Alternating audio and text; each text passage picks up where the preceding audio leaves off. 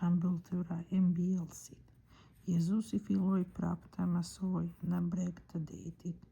Turma e madhe u mblodh rreth tij, andaj hyri në barkë në det e nden. Kurse populli qëndronte në breg të detit, I mësonte shumë sende në shëmbëltyra. Në mësimin e vet u thoshte: "Dëgjoni, doli mbjellësi për të mbjellë." Ndërsa po qiste faren, disa kokra ranë për mbi ullës. Erdhën zogjë dhe I hangrën. Disa tjera ranë në zallin ku nuk kishte mjaft le. Ato mbijnë me të shpejtë sepse toka nuk ishte e thellë. Por kur doli dielli, u dogjën e pse nuk kishin rrenë u thanë. Disa tjera ranë në ferra. Ferrat u rritën, u morën frymën e nuk lanë frut. Disa ranë në tokë të mirë, mbijnë e u rritën e lanë frut. Njëra 30 fish, tjetra 60 fish e tjetra 100 fish. Dhe shtoi: "Kush I ka vesh për të dëgjuar, le të dëgjojë." Qëllimi I shëmbëltyrave.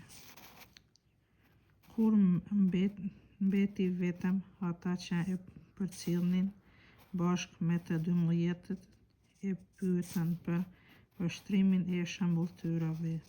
Ai u tha: "Ju e morët dhuratën, misterin e mbretërisë së hyjtë, kurse atyre që janë përjashta u mbërrini përgjithsisht në shëmbëltyra, që edhe pse shikojnë me kujdes, megjithatë nuk shohin, edhe pse dëgjojnë me kujdes, megjithatë nuk kuptojnë. Përndryshe do të ktheheshin e do të gjenin falje." Shtjellimi I shëmbëltyrës së mbjellësit. Dhe vazhdoi: "Po a nuk e morët vesh këtë shëmbëltyrë? Po atëherë si do t'i merrni vesh të gjitha shëmbëltyrat e tjera?" Mbjellësi mbjell faren. Ata përmbi ull ku mbillet fjala janë ata që posa e dëgjojnë fjalën, vjen aty për aty djalli dhe ua rrëmben fjalën që mbillet në ta. Po ashtu ata që e marrin faren në zallin janë ata që kur e dëgjojnë fjalën e pranojnë aty për aty me gëzim, përse nuk kanë në vetvete rrenë, janë të luhatshëm. Po erdhi një e vështirë ose një salvim për shkak të fjalës, I mbjerrin besimin në fjalë. Të tjerët që e morën fjalën në ferra janë ata që dëgjojnë fjalën, por kujdeset e kësaj jete, lakmia e pasurisë dhe jepshet I azan frymën fjalës, dhe ajo mbetet pa fryt. E ka asysh që e marrin faren në tokë të mirë. Këta e dëgjojnë fjalën, e pranojnë dhe japin fryt. Njëri 30 fish, tjetri 60 fish e tjetri 100 fish. Shëmbëltyra e dritës dhe e masës. Pastaj u tha: "A thua bihet llampa për t'u vënë nën yjen ose nën tryez, e jo për të vënë në dritë mbarës, sepse asgjë s'është e fshehtë, veçse për t'u zbuluar, asgjë në moh, veçse për të dalë në dritë. Kush I ka vesht për të dëgjuar, le të dëgjojë." Edhe u tha: "Mbani mend çka dëgjoni, me atë masë që t'matni, me atë do t'ju matet, madje edhe do t'ju shtohet, sepse atij që I ka do t'i jepet, me atij që s'ka do t'i merret edhe çka ka." Shëmbëltyra e farës që rritet vetvetiu dhe vazhdoi: "Mbretëria e hyjtë është por si kur njeriu I qet faren në leje, si të flej, si të rrijë zgjuar natë e ditë, fara mbin, rritet pa ditur as se si.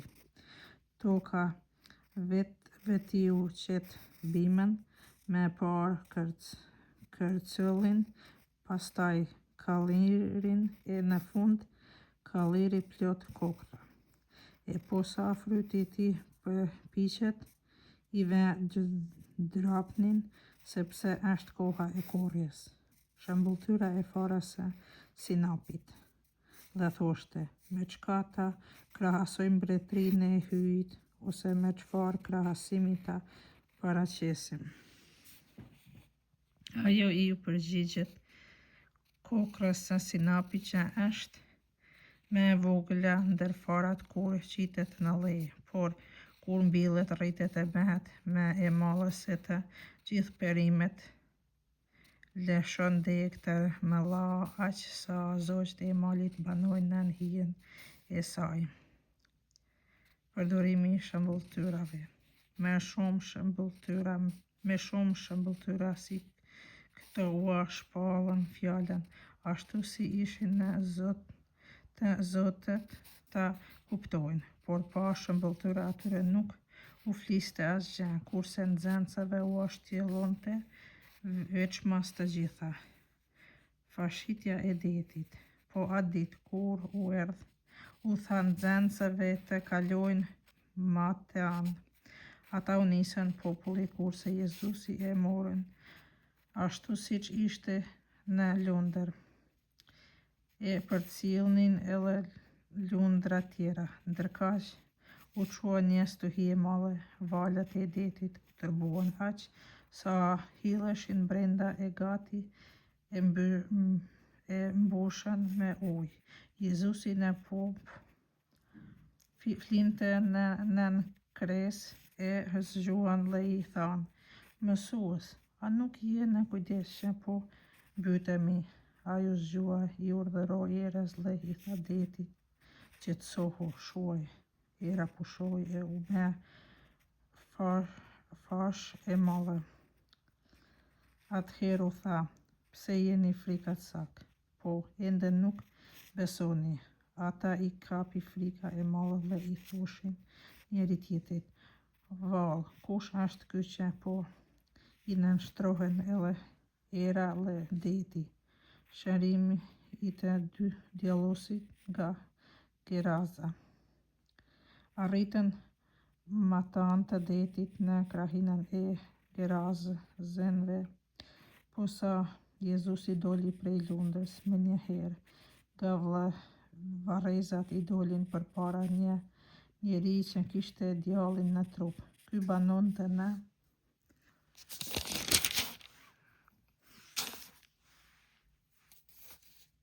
varreza. Askush nuk mundte me as t'i lidh në hekura. Shpesh e kishin lidhur në prangat e zinxhirit, por ai I coptonte prangat e I kaput të zinxhirit. Askush s'ishte me I Zotit ta zotroj. Gjithë natën e ditën nëpër varre e nëpër male bërtiste e rrahte vetëm me gur. Kur prej së largu e pa Jezusi u lëshua vrap, ra para tij I përmbys për leje. Atëherë me sa zë pati bërtiti, çka do prej meje, Jezus, biri I hyjit, ti të lartë, po të përbej në hyrën, mos me mundo. Sepse Jezusi I kishte thënë, shpirti I ndyt dil prej këtij njeriu. Atëherë Jezusi e pyeti, si quhesh? Quhem Legjion, përgjigji ai, sepse jemi shumë. Ai I lutej shumë Jezusi që të mos I dëbonte prej aso krahine. Tashti, aty në rast të malit po kulloste një tufë e madhe e thejsh. Shpirtat I dytë I përbenin, na drejto ndërthini të hyjmë në ta. Ai u lejoi. Shpirtave të dytë, pasi dolën, hynë në thellë. Tufa afërsisht 2000 copë u lëshuan turn nga gremina, kërceu në det dhe u mbyt. Barinjt ndërkaq ikën dhe e përhapën lajmin në për qytet e fshatra. Njerëzit shkonin të shohin që kishte ndodhur. Erdhen te Jezusi dhe kur e pan të djalosurin që kishte pasur në trup një legion të tërë, ndjenjur të veshur dhe shëndosh në mend I kapi frika. Ata që kishin parë me sy të vet u treguan si ndonjë punë me të djalosurin dhe me thit. Atëherë ata filluan t'i luten Jezusit të largohet prej krahinës së tyre. Kur Jezusi hyri në bark, ai që kishte qenë I djallosur zuri t'i lutej ta merrte me vete. Jezusi nuk e lejoi, por I tha: "Shko në shtëpinë tënde te familja jote e tregoju ç'nder të bëri Zoti dhe si pati mëshirë për ty." Ai shkoi dhe filloi të tregoj nëpër Dekapolis gjithçka Jezusi bëri për të. Gjithkush mrekullohej. Vajza e Jairit dhe gruaja që I preku Jezusit petkun. Kur Jezusi përsëri kaloi me bark në anën tjetër nga rendi tek ai turm e madhe e popullit. Ai zuri vend në breg të detit. Erdhi një nga kryetarët e sinagogës që quhej Jair, e kur e pa ra në gjunjë para tij dhe lutej shumë: "E kam vajzën në fill të murdhës, eja veri duart mbi të që të shërohet e të jetoj." Jezusi shkoi me të. I shikonte pas një turm e madhe dhe furej rreth tij nga çdo anë. Një grua ishte e smur 12 vjet nga derdhja e gjakut, hoqi shumë keq ndër mjek të ndryshëm, e shpenzoi gjithçka pati pa far dobi. Mu ishte edhe më keq. Ajo kishte dëgjuar për Jezusin, hyri në turm e poshtë shpinës, la preku petkun Jezusit. I thoshte menja: "Nëse ja prek vetëm petkat, do të shërohem." Aty për aty u ndali gjaku e në trupin e vet ndjeu se u shërua nga sëmundja.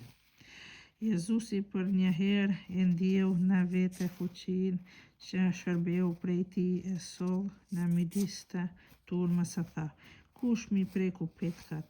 Nxënësit e tij I përgjigjen: "Po a se sheh popullin si na furet në katër anët e thua, kush më preku?"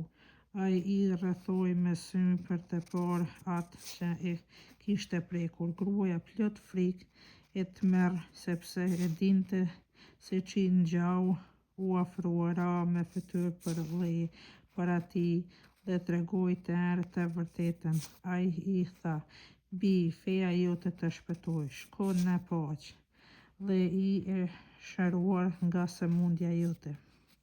Ndërsa Jezusi ende po fliste, erdhën prej të shtëpisë së kryetarit të sinagogës dhe I thanë: "Vajza jote vdiq, pse të trazosh me mësuesin?" Kur Jezusi dëgjoi ç'u thanë, I tha kryetarit të sinagogës: "Mos ki frikë, vetëm ti beso." Jezusi nuk lejoi ta përcjell askush tjetër, përveç Pjetrit, Jakobit e Gjonit, vllait të Jakobit. Arritën te shtëpia e kryetarit të sinagogës. Jezusi vuri re një përshtjellim të madh e njerëzve që qanin e vajtonin me zë të madh. Hyri dhe u tha: "Pse bërtitni e vajtoni? Fëmia nuk ka vdek, por flet." Ata I përgjigjen: "Jezus." Atëherë I qiti përjashtë atë gjithë. Me vete mori të atin e të emën e fëmijën e përcjellësit e vet dhe hyri aty. Kur ishte fëmia, e kapi fëmijën për dorë, I tha: "Talitha kum", që do të thot vajzë. Unë po të them qo. Vajza aty për aty u ngrit e nisi të ecë. Ishte 12 vjeçë, të gjithë mbetën pa mas të habitur. Jezusi i urdhëroi rreptësisht të mos i tregojnë askuj ngjarjen dhe u tha t'i japin vajzës të hanë.